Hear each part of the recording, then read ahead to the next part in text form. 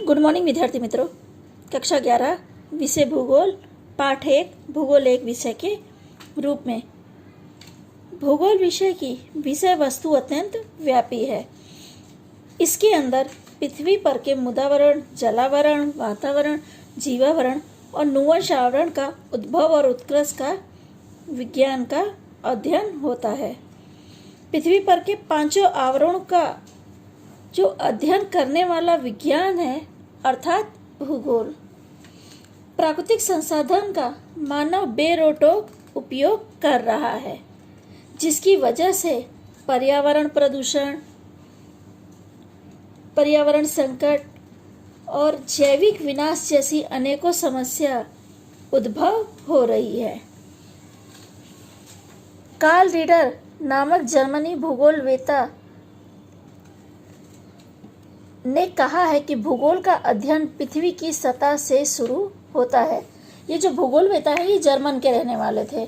इन्होंने कहा था कि जो पृथ्वी की सतह है यानी जो हमारा भूभाग है, यहाँ से लेके भूगोल का अध्ययन होता है। किंतु समय के साथ साथ जिस तरह हमारे पास साधनों का विकास हुआ, वैसे वैसे भूगोल का कार्य क्षेत्र पृथ्वी की सतह से अधिक ऊंचा और अधिक से अधिक गहरा होते गया है। आज हम देखें तो भूगोल में बहुत कुछ नई जानकारी हमें प्राप्त हो रही है। ये किस वजह से? जो वैज्ञानिक टेक्निक का इस्तेमाल हो रहा है, इसकी वजह से। भूगोल एक विद्या शाखा के रूप में। भूगोल विषय को खूब जीवंत बनाने वाले अधिकतर भूगोलवेत्ता भारत, चीन, अरबिस्तान और ग्रीक इत्यादि देशों के थे। हमारे प्राचीन वेद, पुराण, ब्रह्म ग्रंथ, महाभारत, रामायण में प्रचुर मात्रा में भौतिक पर्यावरण का वर्णन देखने को मिलता है। अर्थवेद में पृथ्वी और उसके लक्षण तथा मानव की बस्ती के संबंध में विस्तृत जानकारी प्राप्त हुई है। ईसा पूर्व की दूसरी सदी में इरेटोस्थेनीस ने पृथ्वी की परिधि मापने का प्रयास किया था। इरेटोस्थेनीस भूगोल के पिता भी कहे जाते हैं। ये इससे पहले वाले वीडियो में आपको बताया था। ग्रीक भूगोलवेत्ता थेल्स ने ईसा सन 6ठी सदी में पृथ्वी के कद, आकार, गति के विषय में अपने विचार प्रस्तुत किए थे। थेल्स को विश्व का प्रथम भूगोलवेत्ता भी माना जाता है। टॉलेमी पृथ्वी के अक्षांश वृत्त एवं देशांत वृत्तों और देश के भौगोलिक स्थानों के विषय में जानकारी प्रस्तुत की थी। रोमन के जो भूगोलवेत्ता हैं स्ट्रैबो, उन्होंने 17 भौगोलिक ग्रंथों की रचना करके इस पृथ्वी का विस्तार से वर्णन प्रस्तुत किया था।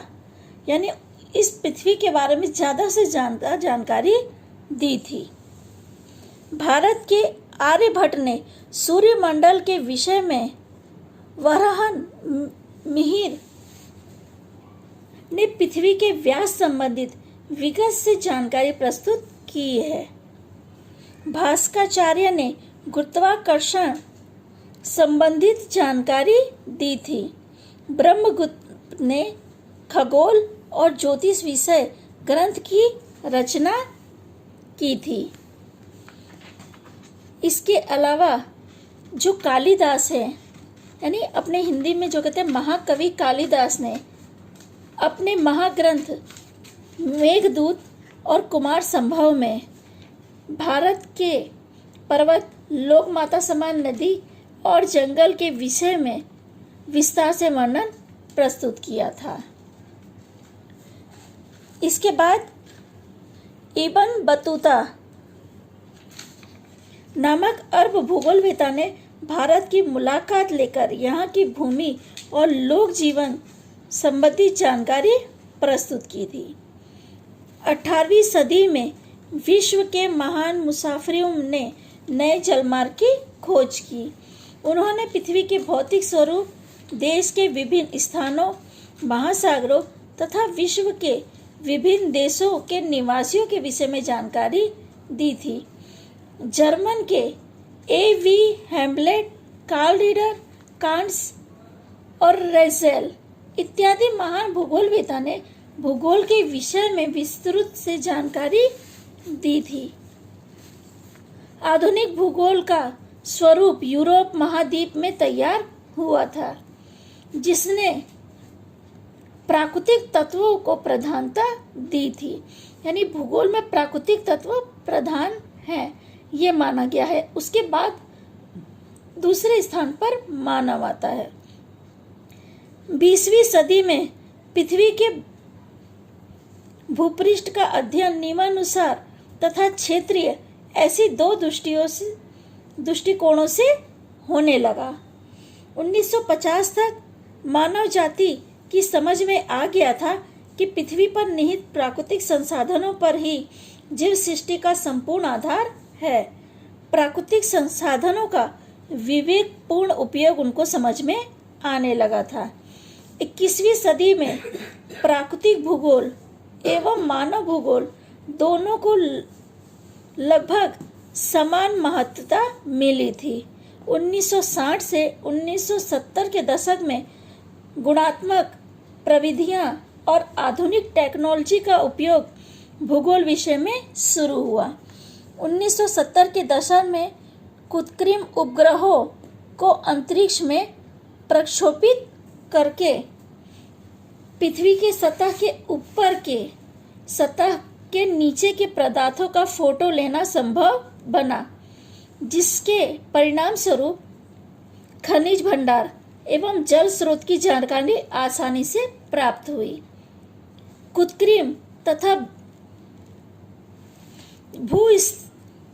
जो उपग्रह छोड़े गए उनकी वजह से सूचना तंत्र, भू संचार तंत्र यानी भू सूचना तंत्र, भू स्थिति तंत्र,